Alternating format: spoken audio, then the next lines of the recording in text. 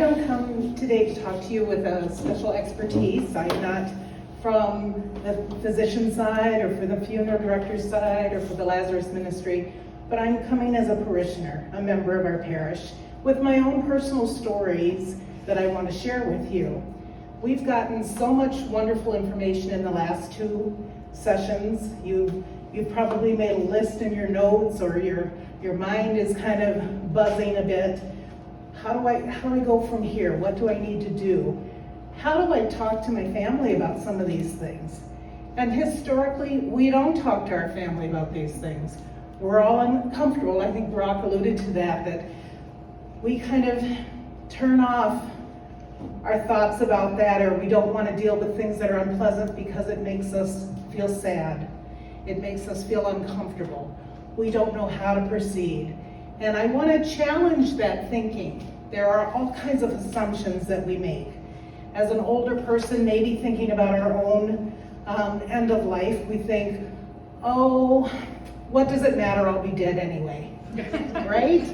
And for a younger person thinking about perhaps planning for a parent's funeral, you're thinking, oh, I don't want to bring it up to mom. She'll think I'm trying to push her out the door, or I'm just after the money, or whatever it might be. We make all sorts of crazy assumptions, and it's those assumptions that are roadblocks to us talking with our family and missing a beautiful opportunity of sharing with our family.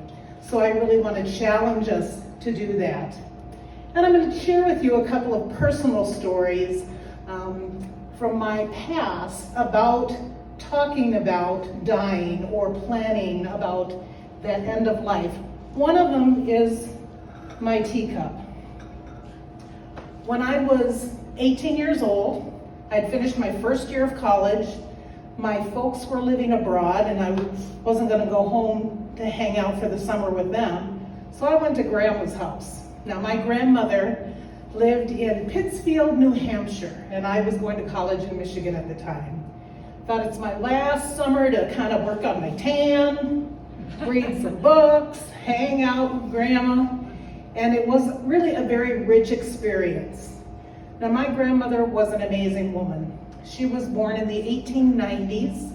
She actually went to college, which was really amazing for a woman of that era. And she had the vocabulary of the Oxford Dictionary. She knew words that I could never imagine, and her language was rich. And most afternoons, we would play a game of Scrabble. Or I should say, I would try to play a game of Scrabble. She's the only woman I know that could use all 7 tiles 2 or 3 times in a round of Scrabble. She always had these amazing words that I was thinking, and I used to always hope she'd get the Q and no U. But we would play Scrabble, and during that time we'd have tea. She was a proper New England woman. We had tea. And she had a collection of cups and saucers. And I would choose a different one here and there. And one time, Grandma said to me, I'm going to put your name on that cup and saucer. And I said, what? And she said, I'm going to put your name on that cup and saucer because I want you to have that when I pass. Now let me tell you, to my 18-year-old self, that made me really uncomfortable. Actually, it kind of creeped me out. I didn't want to think about my grandma dying. But I realized in going through her house, and she has a huge house, a big New England house. I think it had 7 bedrooms in it. You'd look at things in her house, and there'd be little slips of paper. Give to Robert. Okay, I had an Uncle Bob. I figured Uncle Robert's getting that. Or there'd be a vase with one of my cousin's names in it. And I just thought, this is really creepy, Grandma. Putting things on there. But as I reflect now, and actually I've reflected earlier, that was such a rich experience for me because I realized it gave her great joy to think about treasures that she had and to leave them to people that she loved. And in a way, I think that was her way of pre-planning, of preparing. let me tell you another story that happened in Pittsfield, New Hampshire. I was a younger person, 9 or 10, and oftentimes in the summer we would go to Grandma's house, and I spent 2 or 3 weeks in the summer. And she lived on 3 Carroll Street. Number 1 Carroll Street was the funeral home.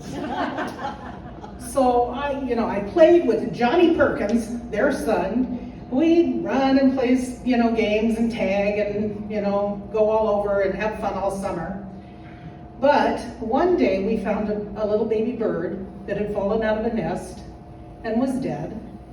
And we decided we're going to have a funeral. And I knew right away Johnny Perkins was the guy to do it because he was the son of the undertaker.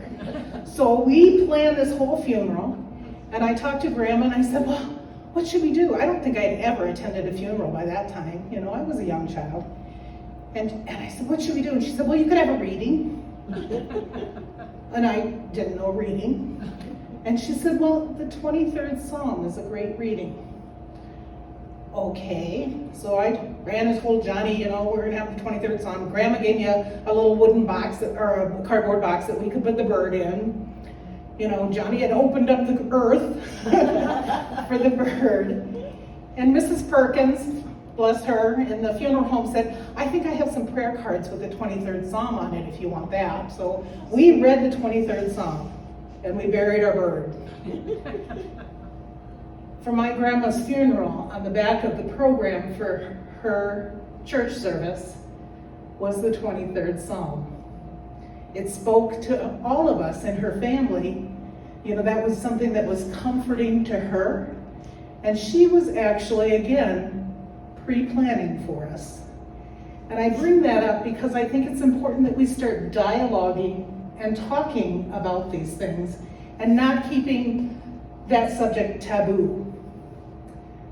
One more story. A few years ago, probably about 4 or 5 years ago, I did a podcast with my daughter, my second born, and she was asked by a friend of hers that she went to college with to do this podcast for the Pew Charitable Trust Foundation. And they have been doing research for a number of years on religion and the practice of religion and the movement in our society away from organized religion. And they had lots of statistics and so forth. And they approached us to do this podcast and talk about how faith has changed. And my daughter, who was raised in a Catholic tradition, is no longer practicing the faith. And so we talked. We had this podcast where the interviewer asked us lots of questions, and we described kind of how we all felt about it. Me being a practicing Catholic and she being a former practicing Catholic and currently not practicing anything. And we had a nice give and take interaction. And before we were really broadcasting this podcast, the interviewer said to each of us, I want you to think of a question that you maybe have never asked that you want to know the answer to. Oh my goodness, I sweated that one out. But my question to her was, when I die, my fear is that you will not be interested in planning a church-related funeral for me. And she paused, and she said, I couldn't imagine not having a Catholic Mass for you. That's who you are. That's what we would do. And what a great comfort to think about that my daughter recognized the importance of that for me and realized that she would find great comfort in my going home with a Catholic Mass. So my thoughts and my stories are, hopefully it plants a seed for you to realize that these conversations are important to have. Before you talk to Liz, or before you talk to Brock, that really this conversation starts early on and frequently with your family and in your homes. You need to be able to feel confident to express those, and I encourage you to do so because there's such rich reward in doing it. I realize every family is different, and going forth from here today, you all are going to take a different approach. But I have some suggestions on maybe how to start the conversations. And before you start to have the talk with your family, I really encourage you to do little snippets of the talk, like my teacup story. We didn't have a big talk that day about Grandma dying, but I got a little glimpse into her and what she thought about what would happen at the end of my days. And I encourage you to use those pre-talk opportunities, such as, tell me about your grandma's funeral, Mom. I never was there. Can you tell me about it? Or, did you read that obituary in the paper of the neighbor? I didn't realize some things there. And those are open opportunities for conversation, to start talking about those emotional things that we historically want to avoid. We want to hear those stories. Those are our family legacy stories, and hear them, because those are the open doors that when we really do decide to have the talk about what you want for your funeral, you have more receptive ears to listen.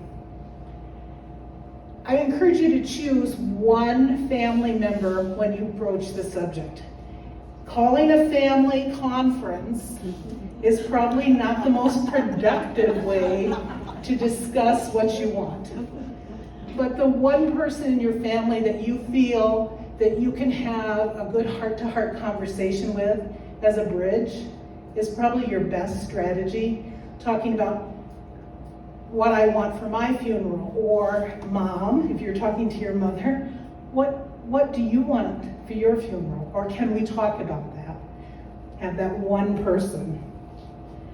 I'd also encourage you to choose a time when there's no distractions. Don't pick Thanksgiving over pumpkin pie. Not a good time to do that. But really a time that you can schedule without interruption, so you can have a good heart-to-heart conversation. And all of these conversations really are precursors to talking to someone like Liz or talking to Brock. Those first conversations start within your family. So I encourage you to do that. I want you to think about using I statements. Not, I suppose you want, but it's better to say, I'm wondering, or I want to hear what you have to say. It's much more approachable when having those conversations, particularly about difficult subjects like dying and funerals. I want you to practice active listening. It's really easy to snowball somebody and just run on and run on and run on, but you need to listen as well and reflect on what you heard. So, Dad, if I heard you correctly, you said blah, blah, blah. Those are the strategies that facilitate communication, and I'd encourage you to practice those. And I think you need to identify what you're feeling. These are emotional subjects. You know, you have that raw emotion about losing a loved one, or potentially thinking about losing a loved one. Acknowledge that. And be aware of your feelings and how that impacts your interaction. Another point is to build on that talk. It doesn't just happen once. You really need to build on that, because people's preferences might in fact change. And as you mature, your concepts are going to change over time of what's going to happen and what will be best. So be willing to talk again and again. And prepare, quite honestly, and acknowledge that things will change. For years, my mother said, when I die, I want to be buried next to Grandma in Pittsfield, New Hampshire. There's an extra plot right there at the family site. She lived with me for a number of years when she was unable to live alone, and that was consistently what she said. Shortly before she died, she decided, no, I don't want to be buried there. I want to go, my dad is buried in Arlington National Cemetery, and she said, you know, I can be buried on top of him. I want to go there. Okay, the plan changed. We did a 180, and she is in fact buried in Arlington National Cemetery with my dad after thinking for 20 years she was going to be buried next to Grandma. So things change. And lastly, I want to remind us all that we need to pray. We need to pray for the loving embrace of Jesus Christ. And we need to pray for the gifts of the Holy Spirit, for his counsel to guide us, for his knowledge in helping us to know what's right, and for the fortitude to stand up and be strong. Thank you.